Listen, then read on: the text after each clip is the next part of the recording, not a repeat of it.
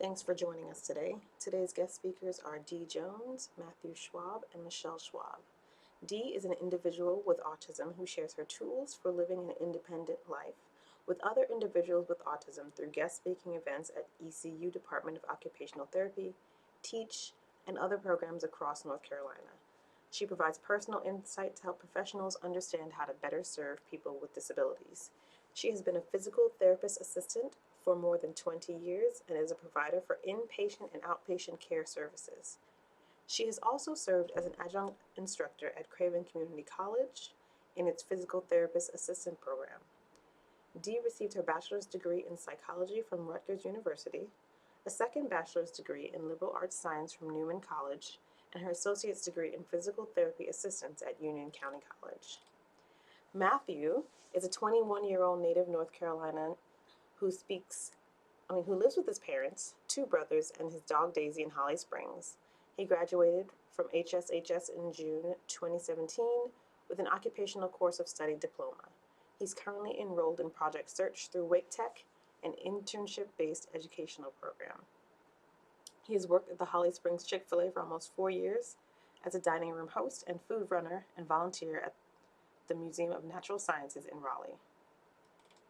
Michelle is a wife and mother of 3 boys, all of whom are closer to being men than boys. Her oldest is 21, Matthew, and he has Down syndrome. She has a bachelor's of social work and has worked as a social worker before going back to graduate school to earn a master's of education in early childhood education. Michelle has been involved in the special needs community since Matthew was born, and she helped found the Triangle Down Syndrome Network 20 years ago and has served in a variety of roles over the years.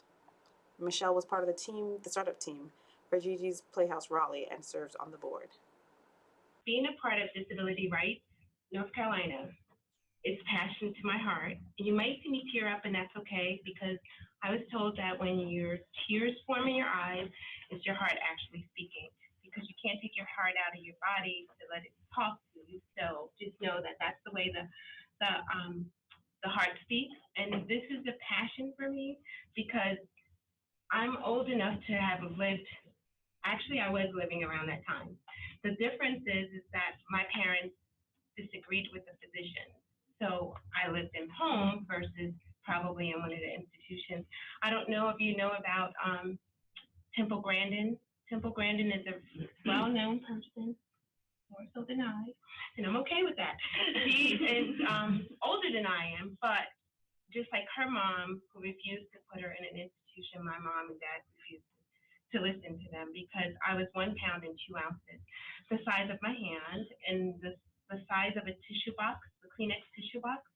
And my dad used to put me on top of it to sleep on top of the pillow because they were afraid that they would roll over on me. So that was a way of keeping me safe. So this is truly, that video brings tears to my eyes, because if you have ever been to a nursing facility, some of the bigger ones remind me of that. Some of the little ones don't. And I'm always an advocate, regardless of who I'm treating.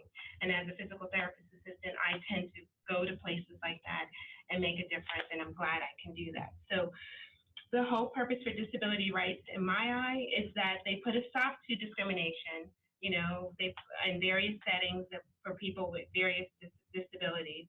An example with that would be in February 2015, a Greenville, North Carolina dentist and the Department of Health and Human Services were sued by by Disability Rights because of discrimination with Medicare. So their legal representation is a powerhouse. They do public work, public policy changes and work. We can't go out and do the grassroots. They can't, because they receive federal funding from them, but we can, as board members and as the community. You can help fight those causes in the grassroots level. They do investigate and neglect, and there's like it's psychiatric residential facilities, and they investigate those. And that's where you have a person or people who are living in a facility because their parents or the public schools can't take care of them, so they send them off. But then they don't do justice, so we have to go in and investigate I personally haven't gone to a PFRT.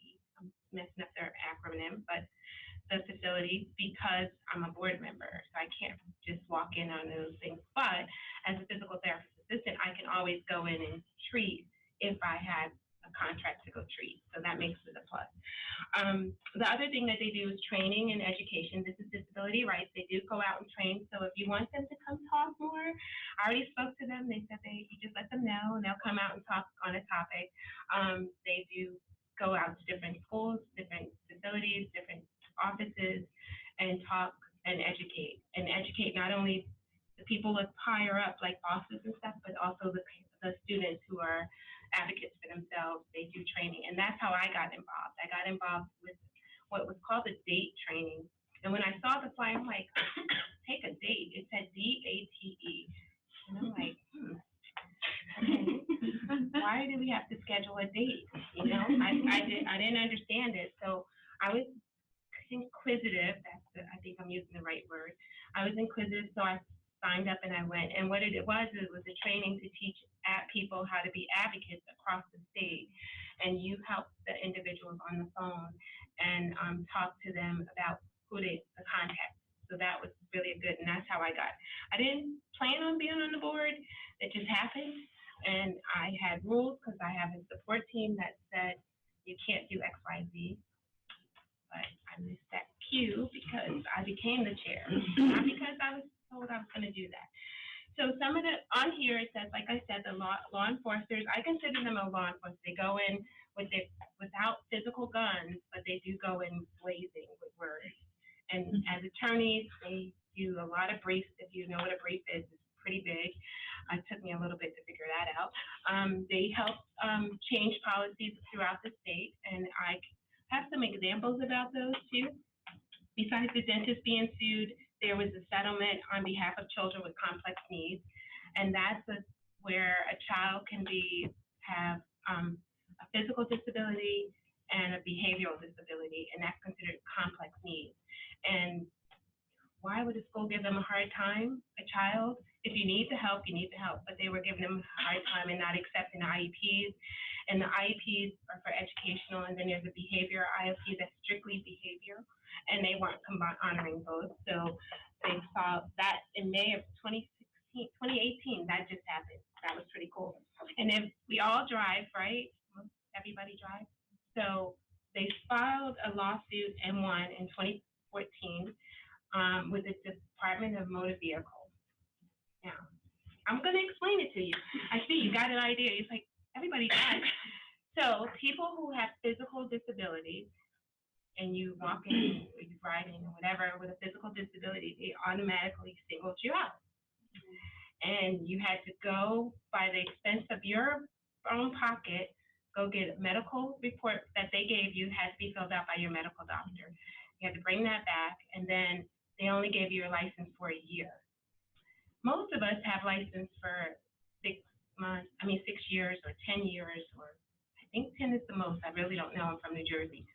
So people that had a physical disability were being discriminated by that because the person at the desk who was saying, here's your license, and you got it for a year because they saw you with a physical disability. Regardless of the adaptive equipment that cars are able to have, that's what they were doing for people with physical disabilities. So we won that case, yay, and that was in February 2014, so I was kind of excited about that.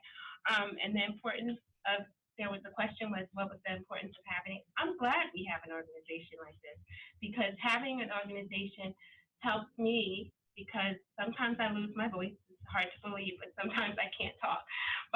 And knowing that I have a group of people that I can reach out to and say, help me, help whatever the situation is, that makes me feel really, really, really, really strong. And I think, I don't know if everybody's had anything to do with the Department of Human Resources. You probably have and just don't realize it.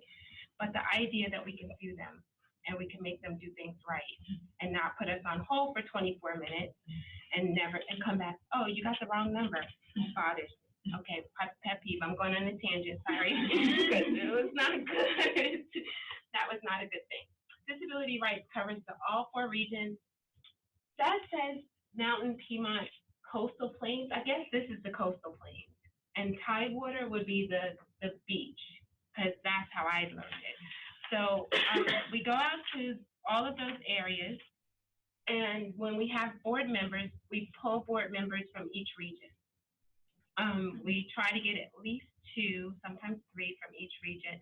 And we're in the process of revamping that to see what number we really need. But having representation from each one of these locations speaks volumes. And the reason why I say it speaks volumes is because I had the privilege, the opportunity, the excitement of going to the listening sessions. And what the listening sessions was, and they're going to have another one coming soon, where they would go to different parts of the state, covering every county. Like, I've traveled all 100 counties, and I'm not even from North Carolina, go figure. But it was the curiosity to hear what people were saying and what they were dealing with and what they were experiencing. And I have a few examples. So, like, in the far mountains, because you go far, it's some place called Murphy. Have you ever heard of that? Well, there, a lot of people in that area had trouble. Imagine being in an emergency room. We go because we have an emergency, correct? Well, going to the emergency room and spending 3 months minimum in the emergency room on a cot, on their stretcher, because they don't have a place for you and you suffer with mental illness. So that kind of pulled really hard at me, because people with mental illness don't need to be disturbed. Can you imagine? I'm sure all of you have been to the emergency room and you hate sitting in that long waiting and not being served. Well, imagine sitting on a cot, or what we call a stretcher, and somebody's bringing your bedpan right in the middle of open. It's not even a closed curtain, because you're behind the rest of the people, but let's say this is the back area, you're right here, and we see you because we're workers. We're nurses and doctors and stuff like that, and nursing assistants. We get to see you, pass by you every day, but the other community people don't get to see you, but you're on a cot.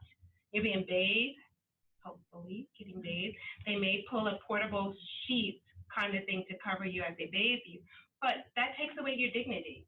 And that bothers me a lot. That was in Manio, not having the services they need for people with mental illnesses on the west, the far, far west. Then when we went to into the far east, down by the shore, people were saying that they were independent, physically impaired, because we were at, let me think, the Outer Banks. You ever heard of way out there, one of those cities? I can't remember. Manio, that's the name of it. It was Manio. Manio, they were way out in the aisle in the water. Oh, have you ever driven there? Oh my gosh, that was horrible to me. Here, I'm going to tell you why, real quick. I'm going to tell you what. When you drive there, there's only one way in and one way out. So you got cars going this way and you got cars that way. What if somebody's car breaks down? You're in the middle of the ocean, the water, because how are they going to get to you? And nobody could answer that question for me. So I will not drive there again. Somebody else would have to drive, because it just didn't make sense to me. But okay, I digress. So there, one of the complaints that really hurt visually impaired individuals were completely independent daylight hours. So after 7 o'clock in the morning, they were independent. If they didn't get back home before 4 o'clock, they were stranded, because there was no lighting, there was no transportation, and there was no way to get home. So imagine the campus here. First thing, class at 8 o'clock is bright lights. 4 o'clock, it starts to get dark, and you're visually impaired and can't get off campus. That's what that was like. And to hear their passion as they expressed it was even more wrenching to my soul, to my inside, not soul, but to my inside. And then we had on the, I guess it was Charlotte region area up there, their complaints was transportation. Believe it or not, Charlotte's pretty big, but there were still issues with transportation. So all of these areas, for me, I got to hear that because I don't live there. And to know as a board member, I could voice my opinion and help make change.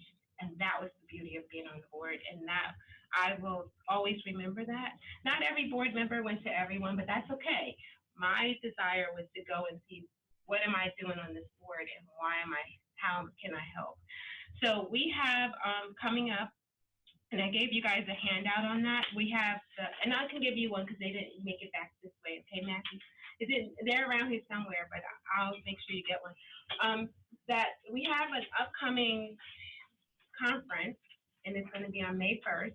Everybody can come to it, and I wish you would, because they break out in different sessions of different issues that are affecting people, or concerning, I shouldn't say affecting, concerning people with disabilities. So I think if you get the opportunity to go on the 1st of May, that would be great. The other thing, we just had a launching, and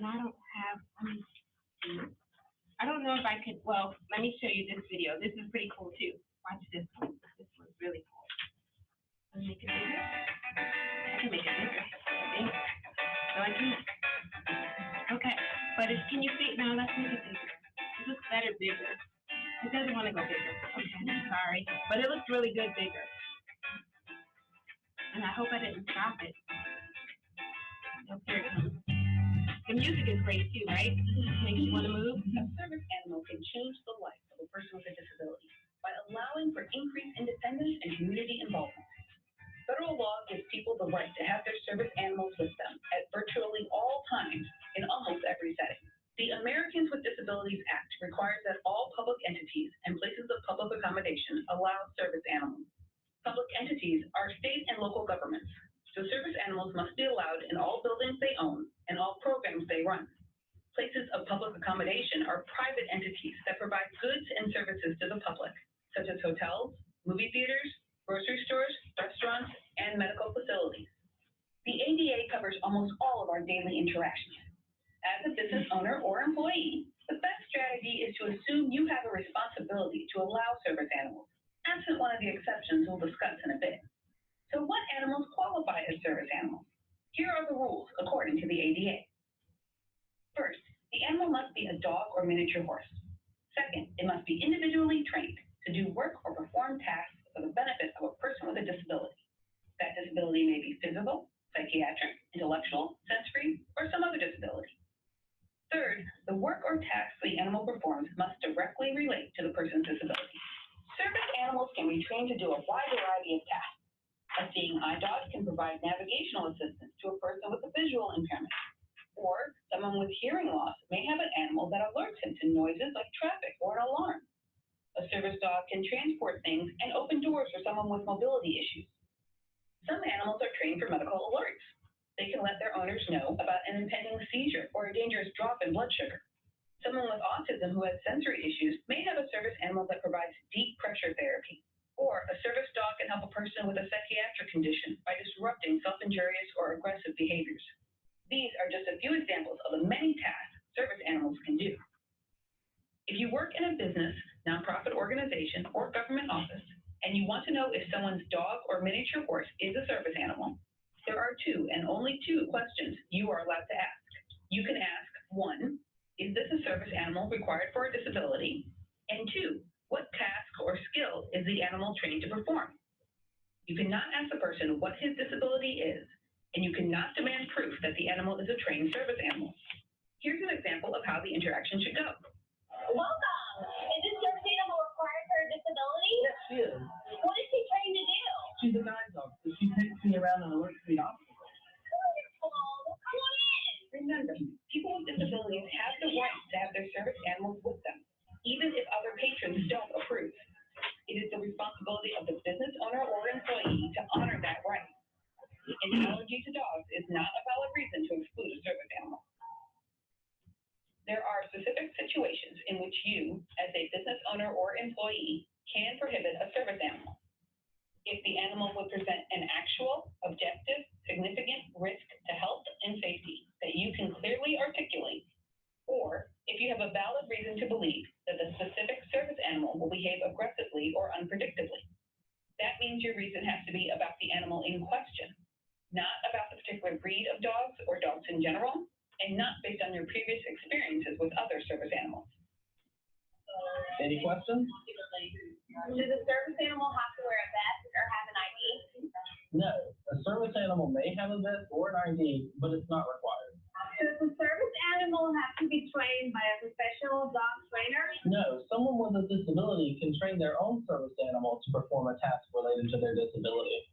Can a small dog like a Chihuahua be a service animal? Yes, service animals do not have to be any particular size or breed. For example, a small dog like a Chihuahua might be just as effective as a large dog when it comes to detecting changes in blood sugar. Wait a minute, I'm a doctor. Do I have to allow a service animal to go anywhere in my medical facility? You must allow a service animal to accompany a patient anywhere you would allow a human companion to go without taking extra precautions. For example, if you allow a patient's parent or spouse to accompany them into an exam room, then you must allow the service animal. On the other hand, in areas such as an operating room where a human companion would not be allowed, the service animal may be excluded.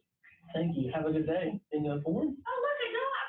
Wait, is it okay if I pet your service animal? Great question. Let me answer that with some service animal etiquette. No, you should not pet a service animal.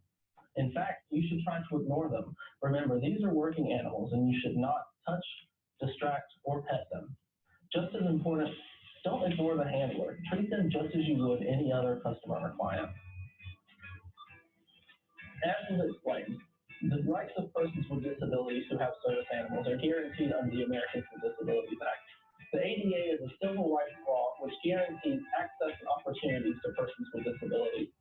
Knowing the rights of persons with disabilities who have service animals is crucial to every business owner and employee. Thank you for taking the time to watch this video. The reason why I put that up there is because there are so many individuals out there using an emotional support animal to the point where everything you could think of is considered, quote, an emotional support animal. They're not certified, they're not approved, airlines are cracking down on them, and to me, that hurts people who really need them. And it's because it's become our fashion in our social media. I don't do social media. I'm use that phrase, but I don't know anything about social media other than it exists. So I think bringing awareness to you guys, and so you can share with others who may say, oh, I got my dog and I'm taking him into the supermarket. That's not right. It should only be for people who really need it. And yes, you got a fashionable poodle, whatever they're called. Keep them home where they belong, you know? Or keep them in your car. I shouldn't be mean, but it's just one of my pet peeves because I think that people who need them can't get them. You know how much they cost in places like $2,000 to $3,000, and you know, getting everything approved and going through the process. That's why the question, can you have your own, is a wonderful thing if your dog is that in tune to you. But they still have to prove that they are capable of doing work. And then you have individuals who can't get that because they, one, can't afford it and desperately need it. Two, because of our lifestyle. Social media has, what's her name? Parker Hilton with the little pocketbook and the pooch and the gold room. So, and I'm glad it says no cats. So people can't have cats. I'm terrified of cats. When it talks about, I am terrified of cats. I'm so glad nobody has a cat. I saw your little bag, but it doesn't look like a cat, and I'm so thankful because I was getting nervous there. But when they talk about for autism, yes, I could have one, but because of the work I do, I don't want to bring them into the environment. So I wear my backpack, which is extremely heavy, and when I'm talking out in public, and I have multiple layers on, regardless of the temperature outside. I have compression garments from head to toe. Yes, from head to toe on that helps keep my sensory system in check for the most part, unless something causes me to have a meltdown. Yes, meltdowns are not just for little people. I have serious meltdowns, especially when a police officer pulls me over for no reason, which has happened, and I can lose my voice and call for help. That's pretty much my routine. Okay, help, and then I pass the phone to the police officer. So I just want to hope that you can share this information about service animals to anybody that you may need or know that may need it. People don't realize someone with diabetes, it will be very beneficial to have because your blood sugars can drop in a second and you don't even know it. We could sit here and have this conversation and your blood sugars are dropping over there. Sorry, from healthcare. So that's why I put that there. This, and like I said, see, I don't know if I can open up the website, but this top one where they launched just happened on the 29th, where Disability Rights is now doing an educational series for students and whoever wants to read it. It's on that website, and they talk about different events for the education purposes. So that's the newest thing, and I wanted to make sure I at least put that out there because this is school, and school is my special interest. And I don't know how many of you know someone who was affected by Matthew and Florence hurricanes. Disability Rights staff has been on the ground from day one, trying to help people with disabilities and prevent them from displacement. So we're having a forum on March 16th. This is Saturday. I'll be there. And we're going to be talking to so if you know someone who lives in that area or who wants to drive out there to hear or voice their concerns, because the latest thing I heard is that there's some people who are still in tents, living in tents. Didn't the temperature drop down in the 1 digits last night? They're sleeping in tents. Why are they sleeping in tents? They should not be sleeping in tents because, but that's what's happening in some of the areas that were hit pretty hard. And we're going to have a forum. So if you know anyone, talk and bring them in like that. And the conference, like I said, come to the conference. You'll have fun. I always have fun. I'm overstimulated more than I am right now because I am. And when you see me in that, I'm even more stimulated. So, and that's some of the events that are current events, like coming up right now. This question was about what other organizations that helped me, and I don't know if you know, because I'm autistic, of course, I'm going to give you the autistic kind of ones. The first one is TEACH. That's associated with the school, and they're well known. They do a lot of research, what's going to help a person with autism. For me, it doesn't do a whole lot because I'm older, and a lot of they say they have adult programs, but when I go and look at the routines of what's acceptable for the adults, I don't fit in that category. So I just pass the information along to others. The Autism Society grassroots, they can go out and voice complaints against the lobbyists and stuff like that. Disability Rights can't, but knowing that there is another organization that can, the organization itself can do that, but it's best to have families and people that care to voice that. Now, ECVC stands for East Carolina Vocational Center. This is an employment. They have a commercial on TV. I disagree with the commercial because it doesn't give you the details. It says it so people can call them. However, it's supposed to help people with disabilities find and maintain and keep a job. I'm going to leave it at that until the next slide because I disagree. I mean, not disagree. They couldn't help me. They couldn't help me because they tried to give me a burger job. Here I am, someone with 4 degrees, and you're trying to give me a burger job, burger job. Why am I going to flip burgers? I don't even cook at home, So that was kind of really upsetting to me, and I'm not trying to badmouth them, but that's what they did, and I'm like, okay, I have a physical therapy assistant job. I mean, how can you not give me a job there? So that was kind of really painful.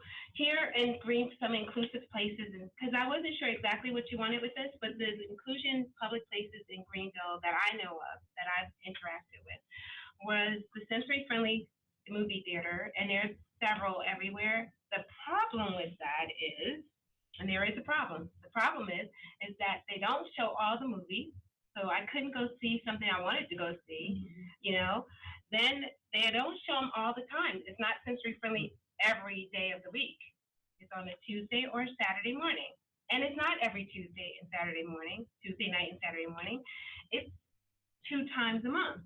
So how is that helpful for me? So I got to disrupt my life to go to the movie theater when it's convenient for the movie theater. One of my pet peeves. The Inclusive Park in Greenville, it was put together with the Autism Society, but it's for all disabilities. So it deals with sensory, it deals with mobility. It deals with everything. And it's right, if you've ever been to Greenville, it's down at the town commons area. I got in trouble because I wanted to test it out. Then I was told, well, see, you're a little too old for that. But it's there. Okay. Swimming, adaptive swimming. I had the privilege of having some of my patients who, when I was working at the hospital in Greenville, who were wheelchair accessible and spinal cord injuries. So we took them out to the adaptive swimming. And it's not just for people with disabilities, so it's inclusive of anybody who wants to swim at that location. So those are some things. In Greenville and surrounding areas of Greenville, there are other programs, but they're specific to the disabilities. So that I didn't think I needed to put up here because that was excluding people, and we want to be inclusive. So I left that one alone. Some other stories. Oh, I'm supposed to explain about this. I'll get to that. I'll get to that. Oh, this was awesome. Look at this. This is about an article, if you get a chance. The article is on Wall Street Journal, and it talks about how more and more people with disabilities are in the workforce. I thought it was an excellent article, so I wanted to share it with you. The problem with that is it doesn't explain how people who don't have physical disabilities are discriminated in the workplace when they're told they have a disability. Doesn't talk about that though, but it happens. And it's unfortunate that it happens because you have a choice, you tell or you don't tell. And for me, I've been on both ends. Not telling, get in trouble. Telling, get in trouble. So right now it's like, I just recently learned the phrase, fake it till you make it. Don't really understand it, but I'm trying to learn it because it was told to me to do that. I don't really understand it, and I'm working my hardest to do that. So but I'm glad people are in the workforce. I'm glad that that's working, and I'm happy. Now, in my communities, things that worked that helped me, I participated in the Parents Family Group for Autism and for TEACH, the Autism Society and TEACH. Even though I'm not a parent, they let me come in. And the reason why they said that is because I can bring stuff to the table. I never walked in there with stuff, but they said it was okay. I'm like, so what am I supposed to be bringing? But they said the reason is that me sharing what I deal with helps them with their children. So I guess that's what I was bringing. I thought I had to physically bring something. East Carolina University is the school there, and I stay in their library because it's open until 12 o'clock, sometimes 24 hours, and I can go, and most people are like, gone. The big people are gone, so it's less stimulating. Pitt Community College, the Disability Services Center, I took a class because I'm a schoolaholic. If I had the opportunity right now, I would be sitting there with you guys.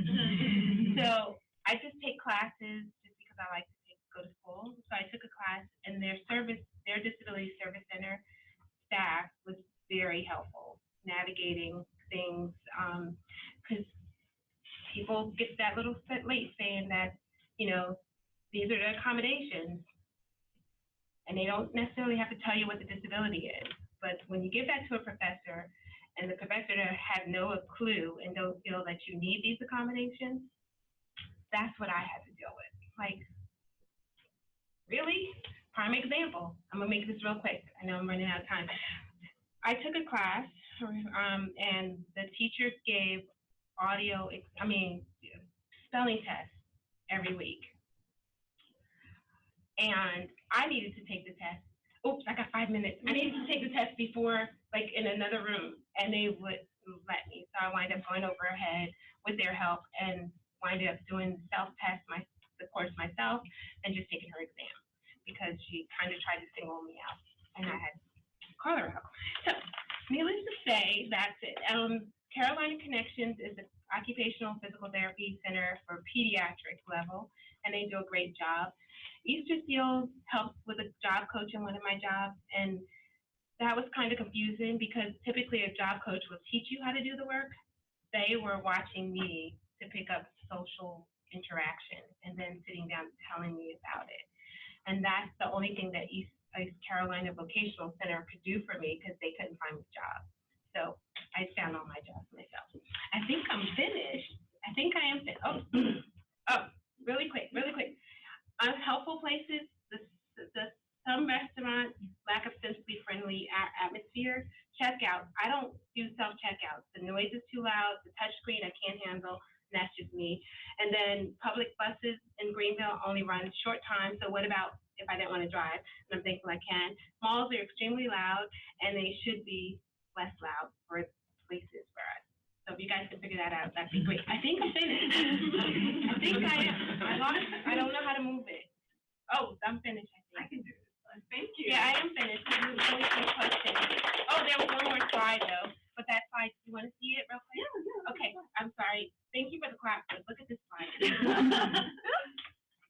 You have to put it in presentation to press that. Oh, righty then. Okay, I forgot how to do that. Is that it? Yeah, it should be it. Okay, I don't know how to do it. I need help. Oh, I did do it. How do you get back? Oh, I see it. Yeah. This one's really good. You're gonna like this one. And then I'm out of your way. You're really gonna like this. Really. We explain why the inclusion of people with disabilities is good for everyone. Meet Sarah. She's a smart girl who loves to sing and help her mother to cook. When she grows up, she wants to be a teacher and get married. Sarah has cerebral palsy caused by partial damage to the brain and therefore uses a wheelchair to move around. She's an outgoing person, and whenever she needs help, she asks for it. But while Sarah can do most things herself, she faces many barriers.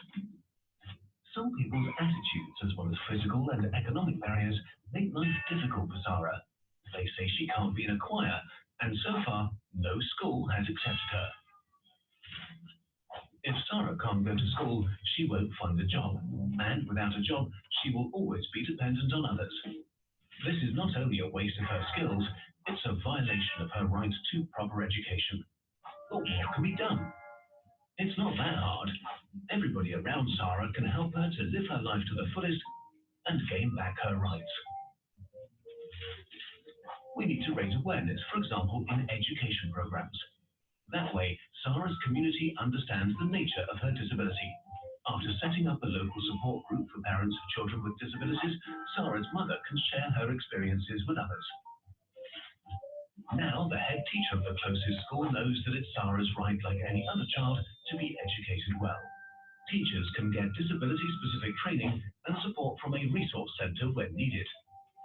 And we need to reduce physical barriers. Building wider doorways and wheelchair ramps benefits the elderly too.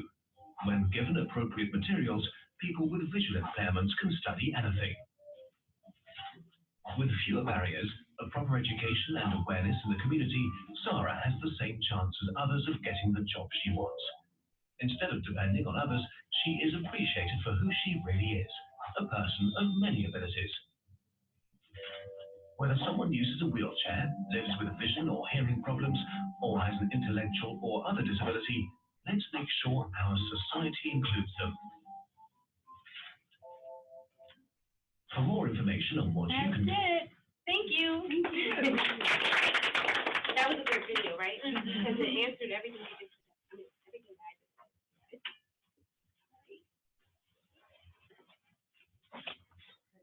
Okay, we're gonna move.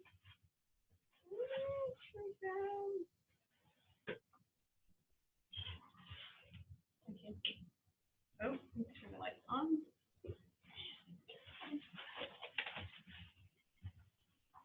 Thank you. Thank you. What's your word? Okay. All right. I'm gonna turn. Okay. Yeah. Like that. Yeah. I'm good. I got my glasses. Okay. If that's what they're for. Okay. Okay. I'm good. Okay. Now we have Matthew and Michelle Schwab. Hey everybody. Couple things. Forgive my voice. I've been battling something all week, but I think I'm getting better. It just sounds like I'm not. I apologize in advance because I didn't really understand what a panel discussion was, and I just found out the other day that we were supposed to have some big thing prepared like Dee did, and it was awesome. They're all different. Well, we're going to just be happy to answer any questions you have. And seriously, any question is fine. So if it's just about Down syndrome or growing up with it or going to school with it or how he has done what he's done or he's much more exciting than I am. So anything like that and humble. But when he was a surprise to us when he was born. And it has been a journey, but it has been an entertaining one and enlightening. And we've enjoyed almost all of it. He's exceeded our expectations at, I think, every expectation we ever had. So it's been a very great learning experience for his dad and I and everybody who's associated with him. Amelia said that I had been involved with the Triangle Down Syndrome Network. And so when he was born, he's 21, and so when he was born, there wasn't anything in the area. We live in Holly Springs, North Carolina, and there wasn't anything. So through some great fluke of events, we got introduced to some other parents who had kids about his age at the same time he had just been born, and decided to form the Triangle Down Syndrome Network. And honestly, it was a lifeline. It was great. It was, I might have made it through, but it wouldn't have been anywhere nearly as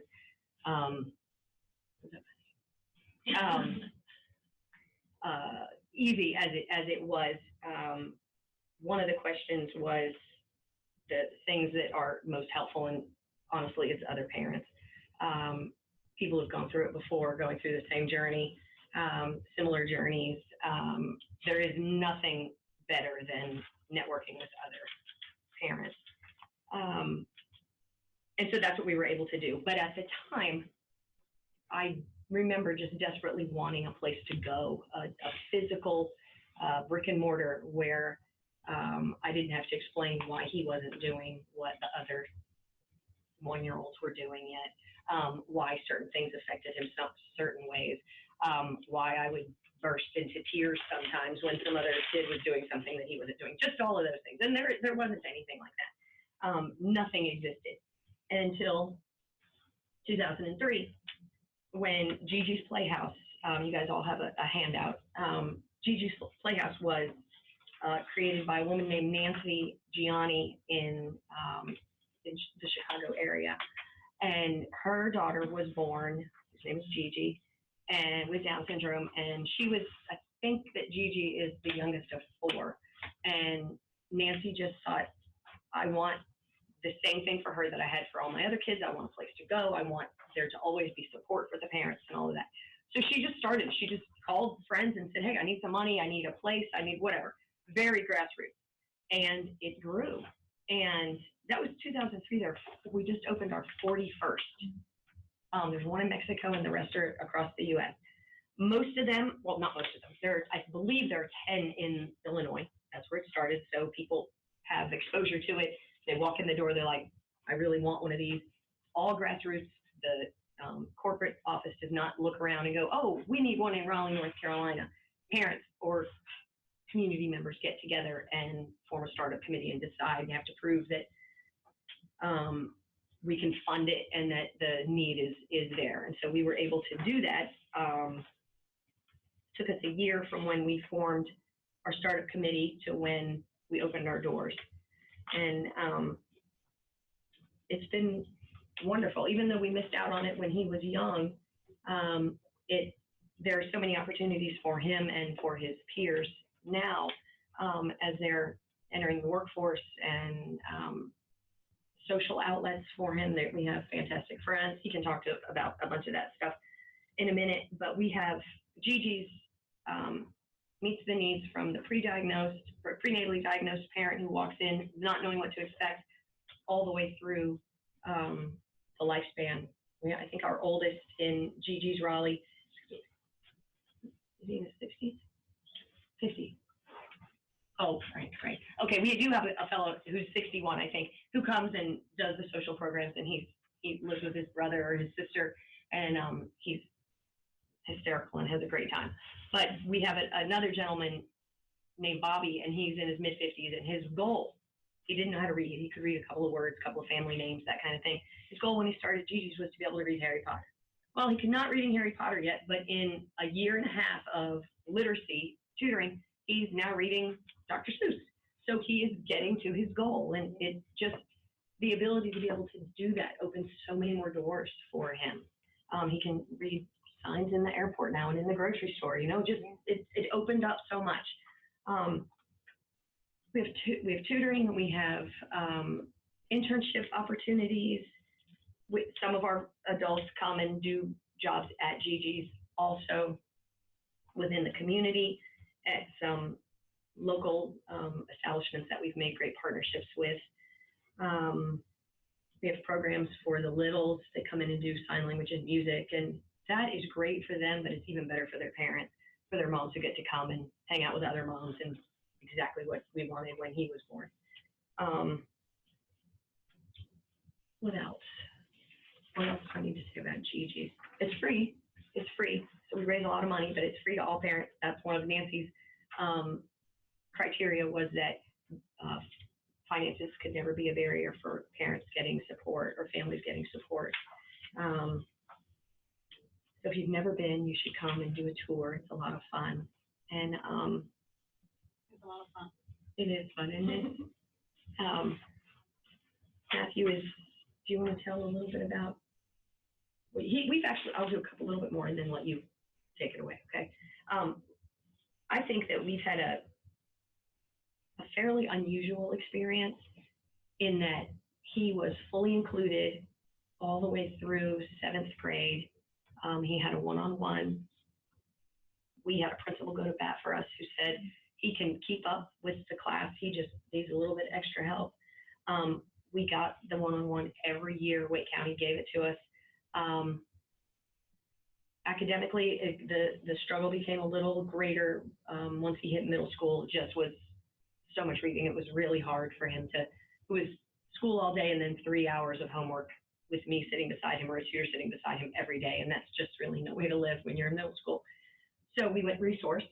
And then when he went to high school, he left the one-on-one behind and went into the occupational course of study program, which is different in different places. And in Wake County, it is academics plus 900 hours of work experience, approximately 300 of on-campus volunteer, 300 in the community volunteer, and then 300 out in the community paid, right?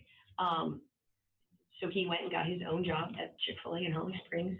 He had to go in, got an application, and I think he went in 4 different times asking, had they made a decision, are they going to give him an interview? And he was very persistent, and they finally gave him an interview, and they gave him a chance. And he had a job coach through Easterfield, same kind of thing. And now he works independently, right? But his list of volunteer gigs it rivals anybody. I would put him up against anybody for the things that he's been a volunteer since 6th grade, and does all kinds of really cool, interesting things. His goal in life probably is one of them is to speak publicly and advocate for people with Down syndrome. We told him in 1st grade that he had Down syndrome and explained to him what it was.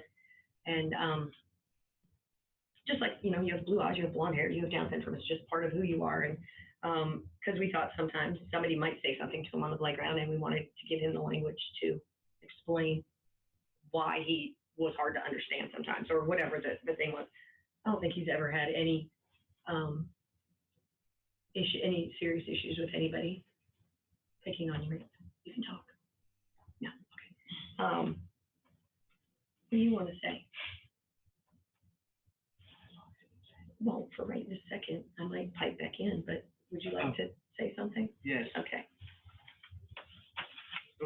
I like what my mom said, that even though I have a disability, which is Down syndrome, the stuff I do besides my disability rivals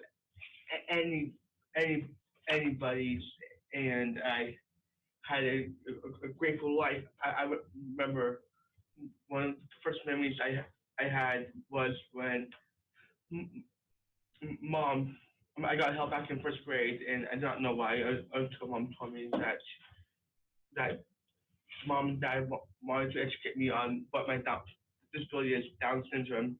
But it was only until sixth grade where I only knew the information and presented it and advocated, but I didn't fully understand of how it would affect me until freshman year in high school. I remember I started in junior class just bawling and bawling, crying, trying to realize of why my disability is affecting me and how it is affecting me, which was a similar journey, but more on a individual, personal level.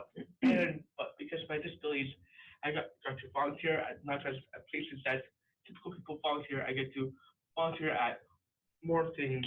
For example, I volunteered at the Museum of Natural Sciences in Raleigh. I made an educational part about my favorite topic, dinosaurs. and I've been a volunteer with county public school system ever since fifth grade at the volleyball. And 321 Coffee is a non-profit pop-up coffee shop run by individuals with IDD. And where does 321 come from? 321 is the. No, I mean, who started it? Oh, sorry. A NC State Park scholar started 321 Coffee. She saw a greater need, and she was impacted by that society. So her slogan is blending communities, the disability community and the typical community blends. And I also had the opportunity to currently serve on 321 Coffee's advisory board. And on top of that, I am part of the GiGi's Playhouse Youth Advisory Board. I am co-president of, and I love it. And that's to GiGi's Playhouse Raleigh, which is what I'm telling you about, the Down Syndrome Treatment Center. In fact, I've attended workshops on advocacy, like North Carolina Youth Leadership Forum, and also educational. And also, it gave me political exposure because I had the opportunity to speak to the then Governor Pat McCrory and now the current Governor Roy Cooper, and I'm been lifelong friends with Mayor Richard Sears of my hometown, Holly Springs, and I actually recently got hired as a paid legislative intern for the North Carolina House of Representatives from Representative John Bradford. He represented District 98, Mecklenburg County. And he decided that he wanted to hire, I'm not sure why, he doesn't have a personal connection to anybody with Down syndrome, but he wanted to hire people specifically with Down syndrome. So Matthew was his third intern with Down syndrome, and they were paid, and they got to go on the floor, and he was a page and an intern. Honorary page. Yep, and he had a great experience, and I think you still say that's the best experience of your life, right? Yeah. You got to file bills. Yes, I got to file 4 bills. He can tell you what they were, and it was amazing. And he's had these opportunities come up in his life that have just been, my other 2 kids haven't done anything. For real. It's true. So he was the one we were worried about. I don't know why. Yeah. And I was going to say something about the the youth leadership forum that you went to. It was North Carolina Youth Leadership Forum, and it was through Alliance of Disability Solutions, right? I think it was ADP, something like that. Well, yeah, he got to go on NC State and do a whole week's worth of learning about ADA and all of that kind of stuff. So that was he enjoyed that. Was quite educational, and I really liked it. And with individuals with disabilities like me, one thing you probably strike out: do individuals with disabilities have a normal life like a typical person? For example, a relationship. But for me, and others like me, some of my friends with my disability had to fight that barrier. I have a girlfriend who I've been dating for 3 consecutive years, long term. Consecutive years. Yeah. We love going on dates, and we always love to dance. We always love watching movies in the theater, and we love going out to eat in restaurants. Hey, but what is one thing that makes Lucia very special in the Down syndrome population? What's the one thing that she does that you don't do? Or one of the things that she does that you don't do? My girlfriend, Lucia Romano, she is bilingual in English and Argentinian. Her mom is a native of Argentina. And my girlfriend also has the ability to drive. She took the lengthy process, competitive process of driver's ed, but even though she done the test and she kept failing, but apparently she passed. She passed. Like you said, she had to go through she had to go see an OT and several other things to get to show that she could do it. Matthew is not interested in getting his driver's license. He has a girlfriend who can drive him anywhere. But, you know, he believes that his reaction time is too slow. And so I tend to agree. So I think that we are, at least for now, going to put that on the back burner, right? Yes. And also, just like everyone with disabilities and you guys, be self-supporting, be independent, move out on my own, which Me too. have an opportunity on me, which we're looking into. We are? Yeah. Oh, right. Well, we're going to go, this is one of the things that helps people with disabilities. There's a Briar Creek, we're going to go next month. There's an apartment that's, call it an Apple or something. I don't know why. Do you know what I'm talking about? I've heard of it. With Like the technologies in all the rooms. and everything's set to a certain standard for someone with a disability. I've not seen it personally, but I have heard about it. We're going to go see it. Oh, sorry. I'm good. But apparently this apartment, and this is just, nobody lives in this particular apartment, but it's got sensors in all the rooms and shows when the refrigerator opens and closes, and if somebody goes into the bathroom and if they spend too much time in the bathroom. And there aren't cameras, but it's monitored 24/7. So if he were living on his own, which we fully anticipate will happen one day, it's just another level of somebody knowing that he's okay without somebody having to actually be there with him, cramping his style. Yeah. And I really want to be a public speaker. In fact, my mom asked, I always have a somewhat set mind of ideas that I want in my future. My mom says, but,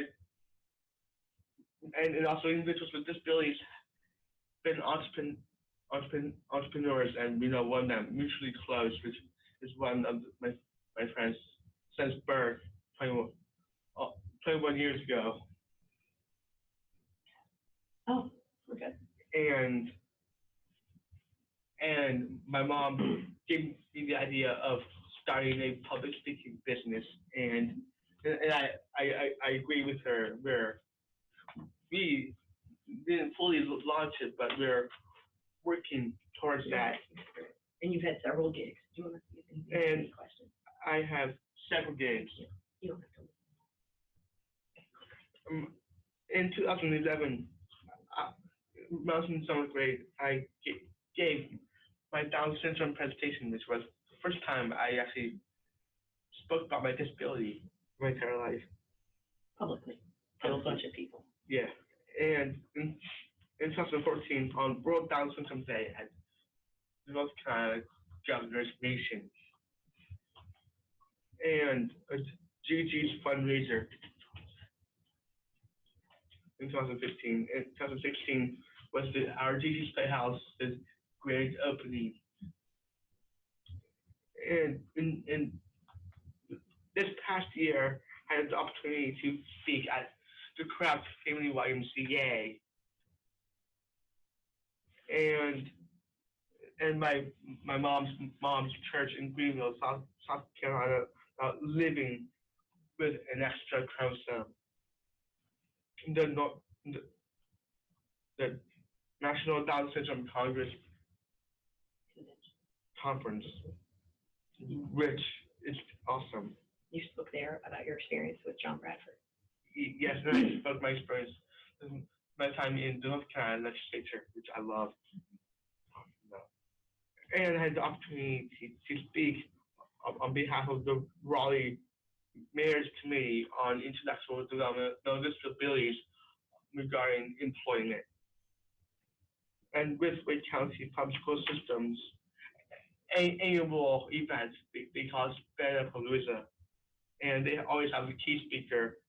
And this year, I was lucky to be their 2018 key speaker for the start of the teacher's administrative year. Your first day, he spoke to all the special ed teachers in Wake County, 500 people in the morning session and 500 people in the afternoon session. Total 1,000 biggest crowd I've ever spoken to. Were you nervous? No, I was not nervous. That's my natural gift. I am never nervous, no matter how many where it is, all that. That's making me nervous to hear the numbers. And I also spoke at Martin Middle School. That was my first time speaking to people younger than me publicly. Yeah. Okay. Yeah, and 321 Coffee's 1 year anniversary celebration. And you just been invited back to another elementary school to speak to third grade. Yeah. About your disability, right? Yes. Does anyone have any questions? We actually have a question from someone online, Ruth, and she'd like to know from all of you, can you talk about your experience in public libraries and what kinds of services / programs a public library could have offered when you were either growing up or now that you're an adult? The resources I had has been numerous. I had issues seals. Public library, in the library. I want to know if you've done anything, if you've had any services within the public library. No services in libraries for me because my disability is more mental. Well, but they could provide things. There could have been. Matthew utilizes our public library all the time. He's had a lot of. He goes with frequency, probably once a week, either with a worker or with family or brother, checks out books, and everybody's been wonderfully helpful. I don't know that there's anything above and beyond them just being extraordinarily helpful. Just been patient and showed him several times. I know he had to go in several times and show him how to look up books and that type of thing. And I think they probably did that more times for him than they would have for a typical person. For me, I'm a journey. Growing up, libraries, you sat quietly at a desk. You said nothing, you did nothing but hold a book. So growing up for me with the book was just pretty much looking at pictures, because for me, I currently use an overlay because paper, black and white paper, looks like ants on a napkin to me. I can't afford to buy the glasses that are out there because they're very expensive. So I use an overlay, which is a colored tint, and I didn't bring one with me because I didn't think to bring it, sorry. And putting that over the black and white allows my eyes to adjust to see the letters to read. So growing up was challenging. I guess I was faking and didn't know I was doing that, right? No, I was trying to learn. So the library growing up was that way. College level, again, I'm a journey.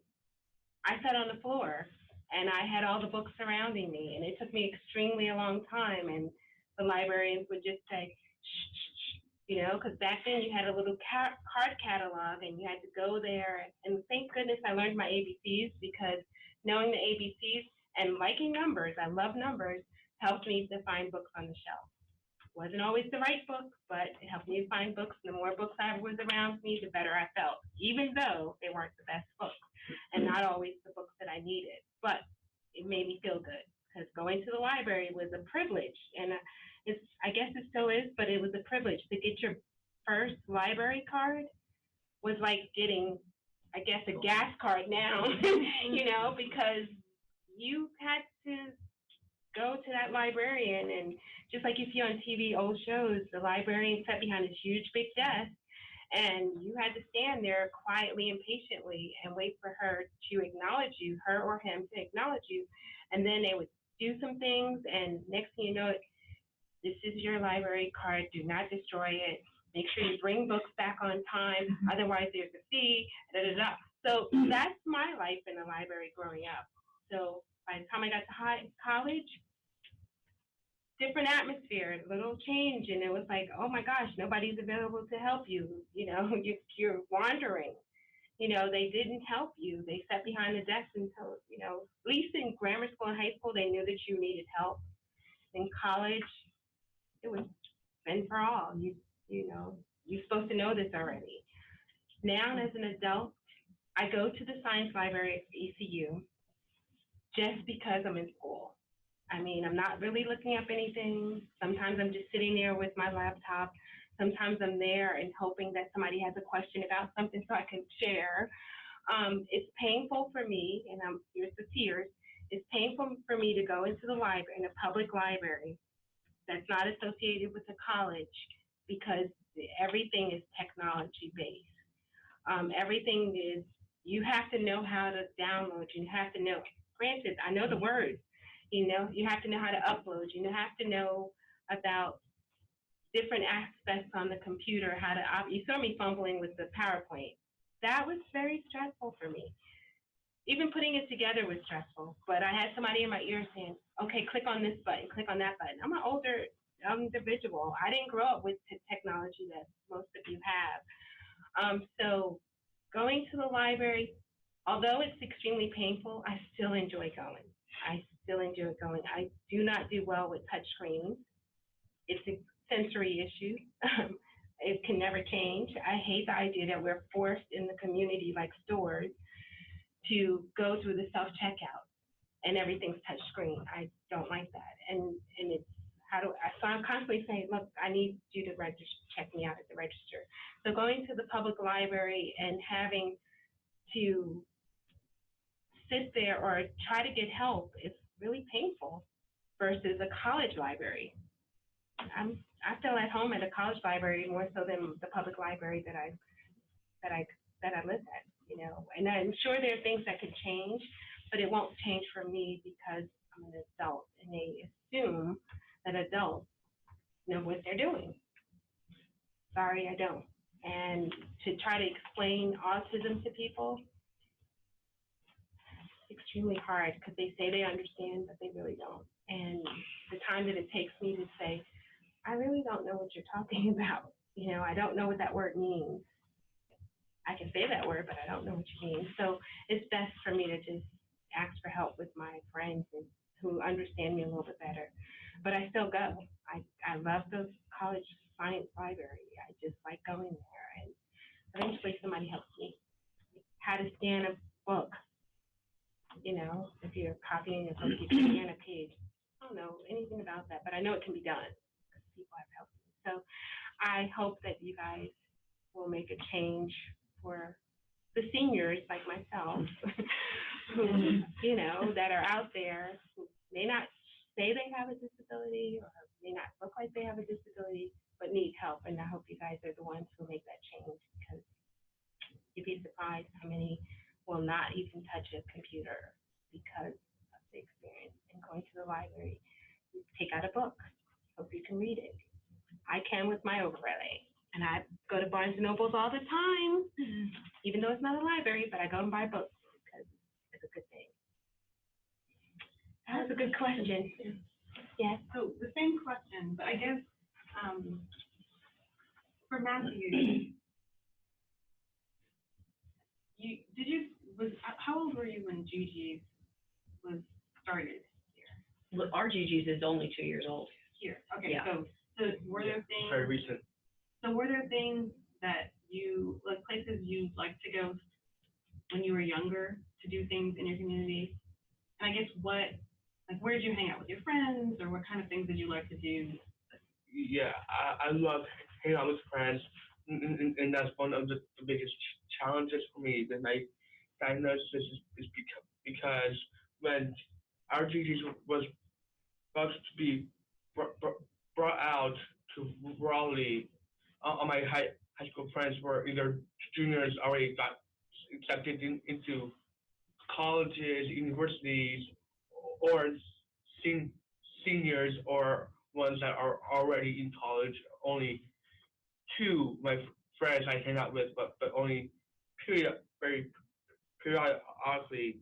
So that was a huge friendship social challenge for me. But the GG's Playhouse, it gave me more of a place to interact with individuals with my my my type of thing, with a disability, ones that have a hard time in life. How about growing up? Was there any place that you went that you can remember that we did as a family or that you did with friends? I'm not really remembering anything other than just typical family interactions and events that we would do. We would have, when he was little, he was very sensitive to noise, so we'd wear the headphones if we went to a street fair or something like that. Earplugs Yeah. are in my pocket in case you guys got loud. He doesn't need that as much anymore. But so I think that we've really not had the need for that. I have much more than he has. I'm asking because my daughter goes to GG sometimes, and so she has her GG friends, and I can see that having that community of people who like her that fulfills me that I can't fulfill for her, right? So actually more for her than for me. GG is her spot, right? And so I wondered how, if we were trying to, people who are working in libraries, going back to this question, right? We're trying to create a place within a local community, because GG is far away, right? We're trying to create a friendly place in a local community. I guess what kind of place would that, what would that look like? Well, I think it would be, we have a satellite GG's in Chapel Hill, near Southern Village. I don't know Chapel Hill very well, but there's a church right there, and they generously give us some of their space, and so we have some programs that we run there. But it would be amazing if you could have, if librarians could have, or media specialists could have some kind of work with the GGs and provide, we could certainly provide the training if you had volunteers who would come in and run a program at your local library for the little kids, an LMNOP, which is language, music, and our peeps, and it's sign language and music, and they just, we're just a story time. We have kinder music come into GG's and do that. So any of that type of stuff, it's great to have the opportunity to be just with people with Down syndrome, although we do not exclude other people with other disabilities. Anybody is welcome at GG's. But also to have an inclusive play date at a local library on a Wednesday morning. Do it, just all 2 to 5 year olds, or however it is you design it. But a GG's could certainly come and train your volunteers or your staff to run a program like that, or give you some idea. Yeah, that would be great. We have programs at GG's Playhouse, unique for each age level. For the little kids and babies, is more discovering the fine motor and gross motor skills, and for toddlers is to more do that kind of thing, and then it gets up to the kid level, you'll get strengthening those muscles, and then you have teenage programs which are for social interactions, and we also have one for adults, but primarily for adults is more because adults are the ones that get jobs, are more exposed to the vocational world. We have a program called GiGi Prep, which helps them like learn how to cook, how to eat healthy foods, and how to interact with the community. One of the neat things for his age at GiGi's is that because he's not in school anymore. I mean, he has this program at Wake Tech, but he's not in a social setting like high school was for him. All of those friends are gone, so he doesn't have a lot of that. So that's a great thing that he enjoys at GiGi's, is being able to hang out with peers his age and a little bit older. But Yes. if they have any other questions. Do you guys have any more questions? They're very quiet. I have a question for you, actually, if that's all right. Have you had any experience at other conferences besides disability-related conferences with STEM or quiet spaces? Yes. Like, Yes. how's that been positive or negative? I am always overstimulated, but I have coping skills to keep me grounded a little bit more. There's a book called No More Meltdowns by Jed Baker, and that some of his techniques apply to me, and some of them I try to implement. But I will never go to a music conference, just so you know. I'll never, ever go to one of those because I can't control the sounds, and I go to STEM, and I'm sure you guys are familiar with stemming is, where you're rocking. See, they don't have big wheels on this chair because I would be spinning around, but I'm comfortable. But I stem, and then I lose words, and people look at you as if you're having a nervous breakdown. It's because I can't control the stimulation. So I'll never go to a music concert. But some of the other conferences, I do a lot of preparing in terms of, I know I have to be there, I need to be there on time. I pull out my outfits in layers. I sometimes run up and down the stairs if there are stairs around. And what that does is grounds my sensory system so that I can then sit still longer. And it's, for me, I do physically activities, obviously, because my field is physical therapy and business. That has helped me a lot to be physically active in some ways. As a child, or should I say high schooler, I was a para-tumbler.